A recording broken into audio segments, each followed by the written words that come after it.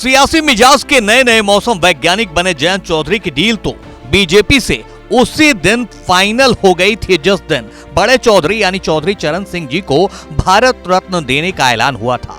लेकिन अब उस डील पर योगी कैबिनेट विस्तार ने पक्की वाली मुहर लगा दी है।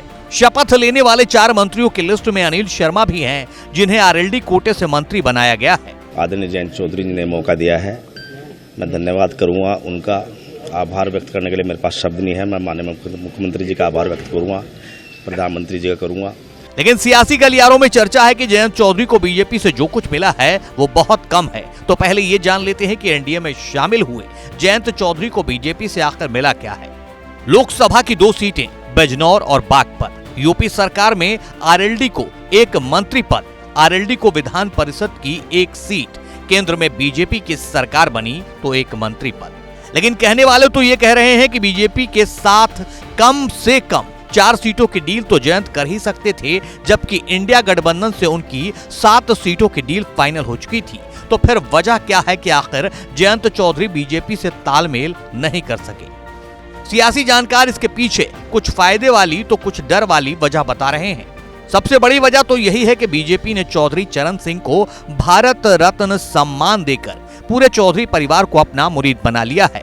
जयंत चौधरी को भी ये एहसास हो गया है कि सत्ता के साथ रहोगे तो मुंह मांगी मुराद मिलेगी।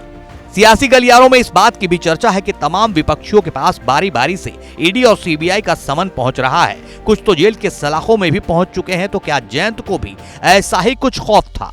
हालांकि जयंत के पक्ष से सोचने वाले ये भी कह रहे हैं कि समाजवादी पार्टी के साथ जुड़कर भले ही आरएलडी को मिलने वाली सीटों का कोटा एनडीए की तुलना में काफी ज्यादा होता, लेकिन उनके जीतने हारने की संभावनाओं और नतीजों के बाद की स्थिति ही आकलन के लिए मैदान उपलब्ध करा पाती। अगर बीजेपी की बात करें तो यहाँ भी नतीजों के बाद तस्वीर साफ होगी। लेकिन बानगी के तौर पर बीजेपी ने कम से कम यूपी की योगी सरकार में जयंत को 1 मंत्री पद तो दे ही दिया है। एमएलसी में हिस्सेदारी मिल गई है और अगर बीजेपी लोकसभा चुनाव में जीत की हैट्रिक ठोक देती है तो इस बात के भी आसार हैं कि पहले से ही राज्यसभा में बैठे जयंत चौधरी को मोदी कैबिनेट में जगह मिल जाए।